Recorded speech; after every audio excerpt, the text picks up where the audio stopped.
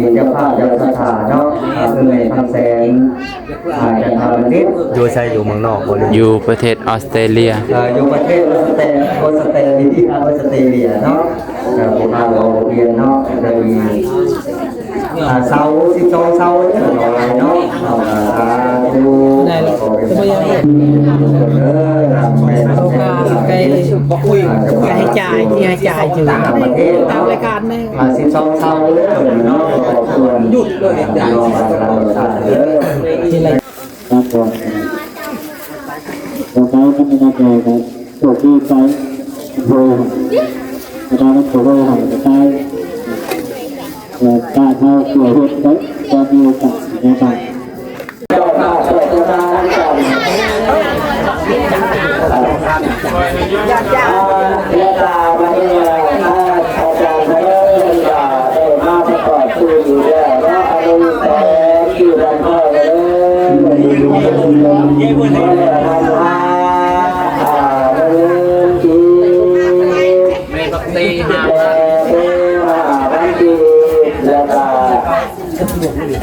วัน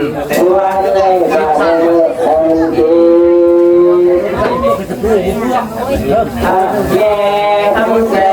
นจันทราไปพระเจ้าแย่เสน้องเจ้าเราก็สตรีสตรีล่าอยู่บนถอยแล้วล่ากี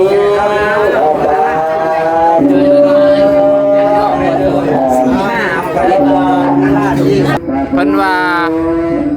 เมื่อนี้นั่นเพิ่นถวายแต่เสาส่วนยังก็แท่งน้ำและกระไดเพิ่นว่าต้องได้ตั้งเสาก่อนตั้งเสาเฮ็ดเฮือนมันครั้งแน่เพิ่นจังมาถวายอีกเทื่อนึงเพราะว่าถวายแล้วต้องได้ใส่งานเลยเพิ่นก็เสร็จอีกพิธีนึงพี่น้องสินัดกันอีกช่วงเข้าพรรษาเพิ่นสิน่าจะเฮ็ดแล้วเกี่ยวกับแท่งน้ำเนาะเพิ่นก็นัดกับชาวบ้านเพิ่นเนาะแล้ววันนี้ส่วนเสาอีก4เสาที่เพิ่นกำลังจะมาส่งภายในวันเสาร์นี่แหละมื้อนี้ก็เป็นวันพุธเนาะวันพุธพฤหัสศุกร์เสาร์อีก3มื้อเพิ่นก็สิมาส่งเสาอีก4เสาเฮาก็สิมานัดจ่ายกันอยู่นี่บางทีอาจจะไปจ่ายอยู่ห้านไปเป็นเนาะ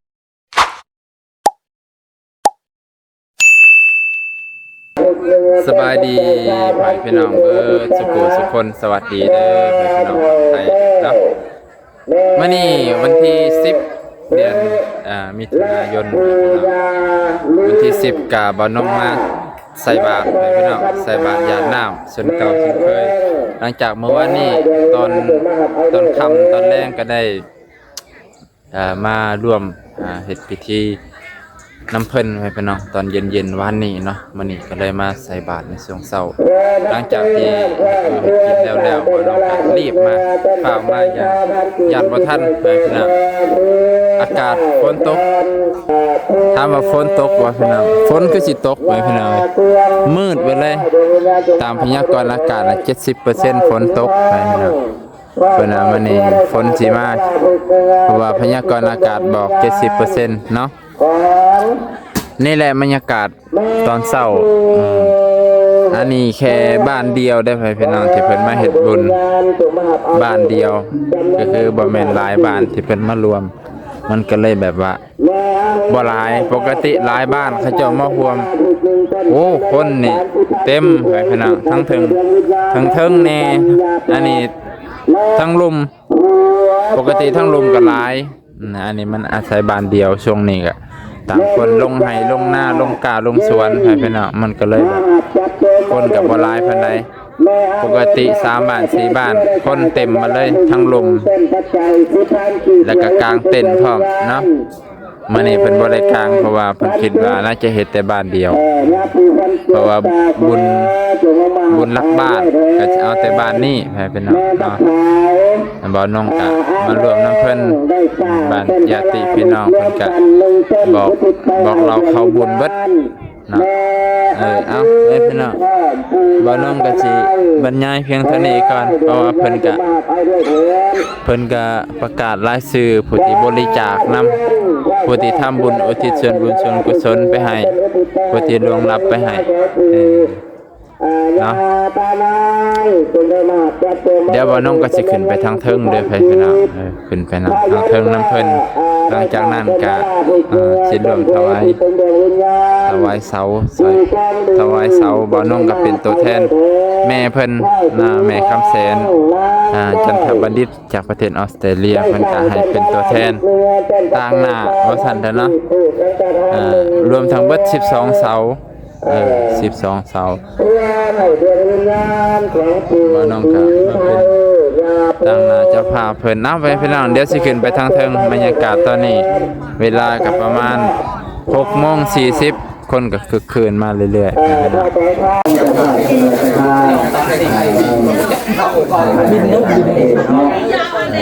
อง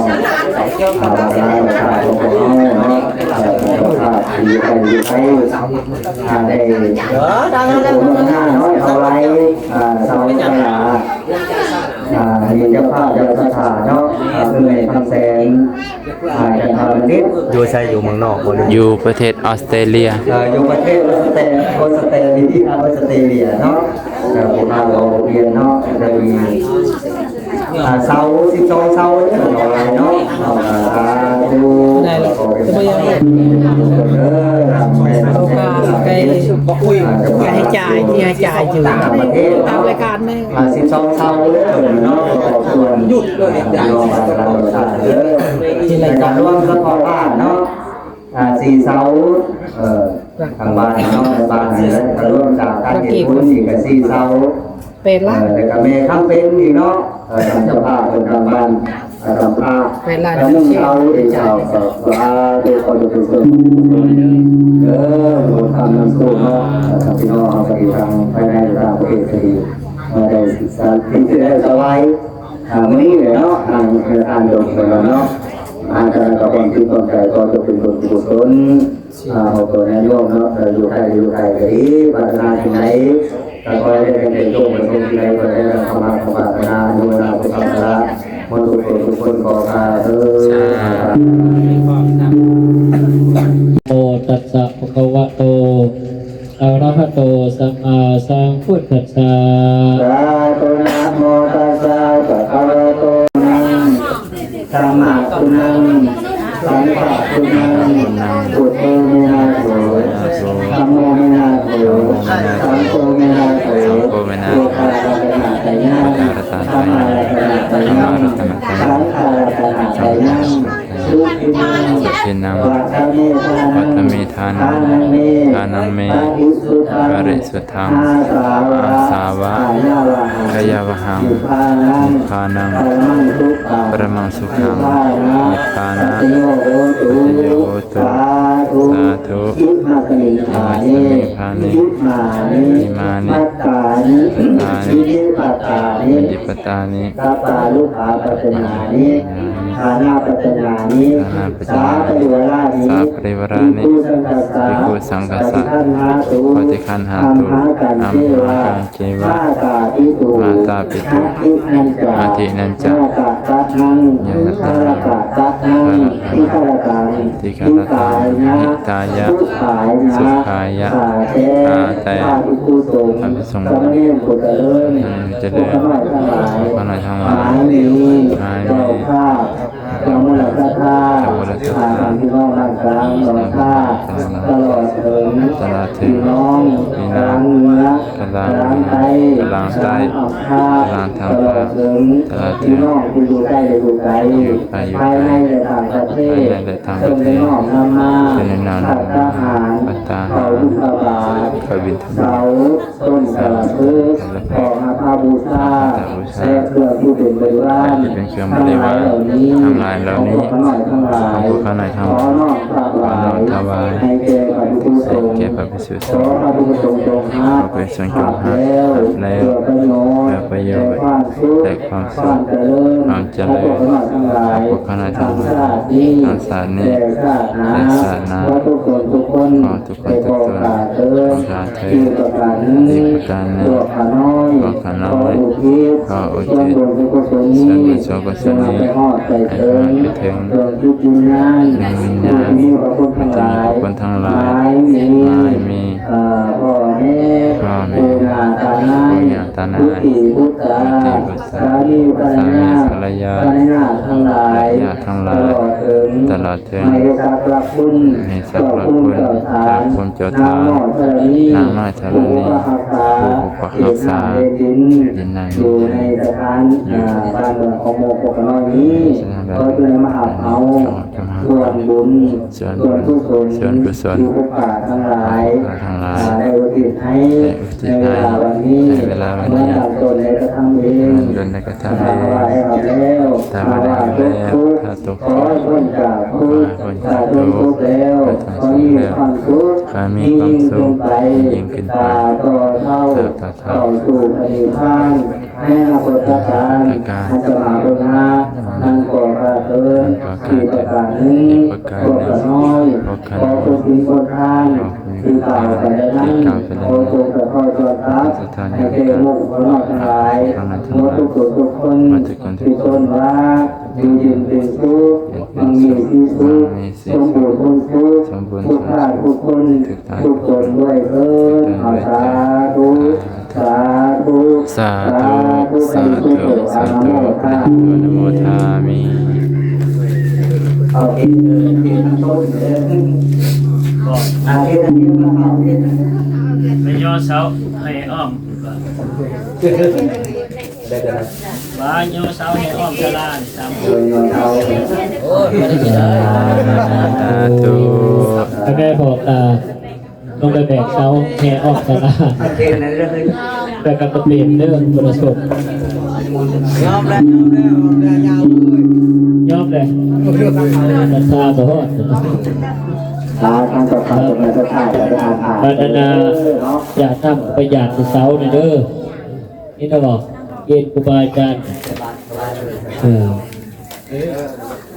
ปฏิปทานาตังบุเตมาปฏิปทานาตังบุเตมาปฏิปทานาตังบุเตมาพ่อพี่น้องตอนนี้ก็เพิ่นกำลังใส่บาตรเนาะเพิ่นกำลังใส่บาตรพ่อพี่น้องใส่บาตรช่วงเช้าเบิ่งบรรยากาศไปนำกัน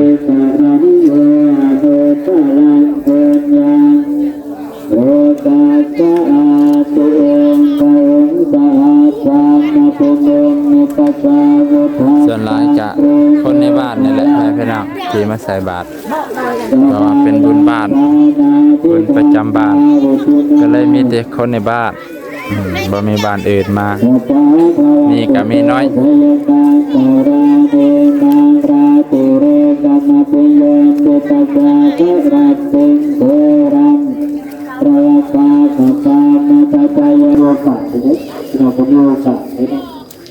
เราควบคุมมาแล้วตัวฟ้าก็จะคิดแบบนี้ให้กับข้าให้กันนาเขารับยังตัวรับตัวเล็กเชื่อใจเราควบคุมปกติเชื่อสินิดหน่อยลดความใต้ตัดหน้าอยู่ตัวได้บาดต่อมาตุกป้านะครับเอาแนวจะกิจกรรมได้แล้วปีนี้เป็นแน่ตัวหักมือเลยนะทุกตอนตัวหักหน้าตอนก่อนจะใช้เรื่องจะดูใช้ตัวที่การแบบวาดในเนี่ยทุกกับตัวทุกใจก่อนนะครับตอนก่อนตัวใช้ก็ไม่ได้เลยนะตัวที่ใช้โบว์อาจารย์ตัวโบว์หันจะใช้การเท่าตัวหุ่นก็จะมีโอกาสนะครับคอยจิตคอยคิดคอยแนบคอยจับในทางนั้น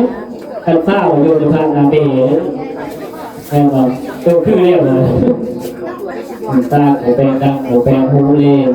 หูที่เจอหูสักจริงๆแต่ในที่นาเดียวอันนี้ให้เราก็ให้เป็นอย่างนี้แล้วทำเหตุผลที่เรียกเป็นที่นาเดียวเอาร่างแข็ง กระดานหายงาม โอโตปฏิกานาตุอาจารย์กังสังวะเลโกวะพุทโธหาเลยแม่ครับ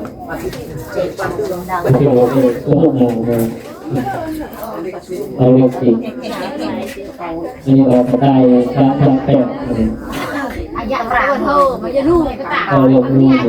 เอาเรื่องนี้เอามาแปลด้วยอิติตังกวิตังตุหังทิปเมวะกวิสตุปเทปุเรปุเรสัมปะจันโทปะระโตยะธามณิโสติระโตยะธาวะทันตุสัพพะโรโควินาศันตุมาเตภวะวันตรายโยเตชา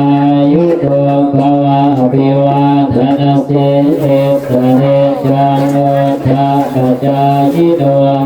สาโรธรรมาวทันติอายุวันโนสุขังภาลังยังจะพุทธกิจาทิฏฐาสังฆังเอสุปาริสารตังอิตายะสัทธานาโสอุปะคัมปะติโสยะติทัพโตชะอายังนิทัสสิโตเปตานะกาตารุลาลาภังรัญจภิกขุนามาโนกะทินังโตเวหิสุญญังปัสสุดังนานาปัจจันติสาธุสาธุโอตังละลังสาธุขันหามาพวกกันหน่อยทั้งหลายได้หับขอพรอันประเสริฐของฝากคุณเจ้าที่กล่าวมาแล้วนั้นขอจงใส่คุ้มคืออยู่โน้นเจ้าวิดามารดาครูบาอาจารย์ครูนาตานายและครอบครัวของหมู่พวกกันหน่อยทั้งหลายเมื่อทุกคนทุกคนโดยต่อขาเถิดทั้งสถานีมายังพันเตพระพุทธเจ้านะพระพุทธเจ้านะยังพระพุทธละนุนาเป็นกำลังพยาธาสาธุสันติอานังวัฒนังสักโลกาสังฆังเจ้า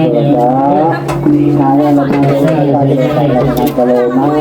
ติดขันน้ำไข่ติดเสาหนาติดใช้น้ำมันไข่ไปให้สุดพุดให้ถึงแต่ว่าเสียวไปให้สุดพุดให้ถึงเทิงแล้วว่าต้องพุดเทิงแล้วว่าแน่เทิงแล้วว่าเทิงเลยเนี่ย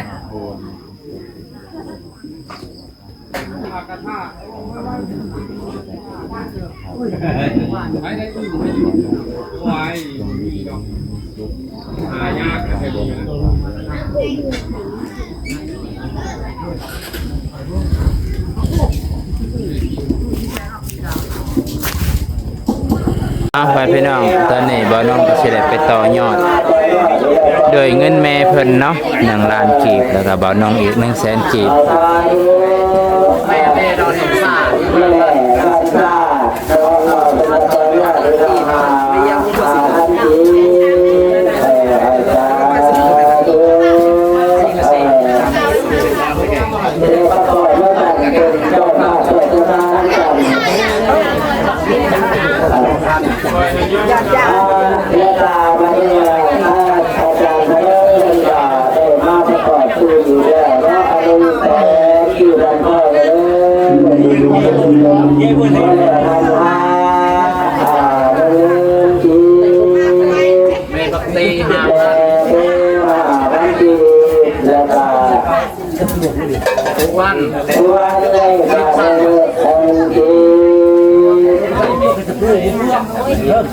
แย่ทำแสนจันทราไปพระเจ้าแย่เสน้องเราก็ก่อนสตรีสตรีห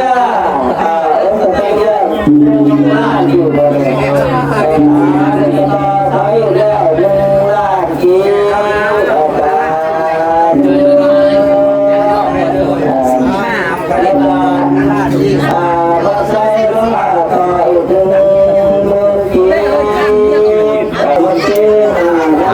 พี่น้องเมื่อกี้ก็ได้ไปต่อยอดน้ำเพิ่น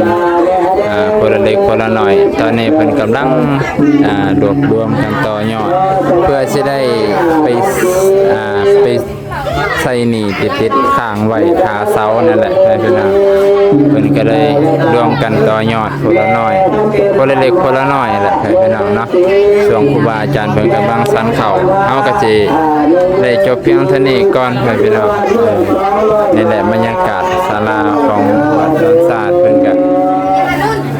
หลังน้อยๆขนาดคนบ่ได้มาหลายบ้านเลยพี่น้องมันก็ยังเต็มเท่านี้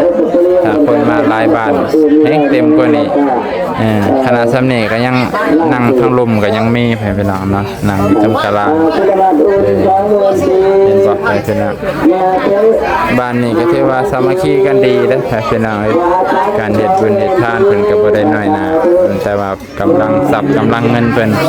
มันก็ตามมีตามได้นะพี่น้องตามเพิ่นหาได้เพิ่นก็บ่ได้อันนี้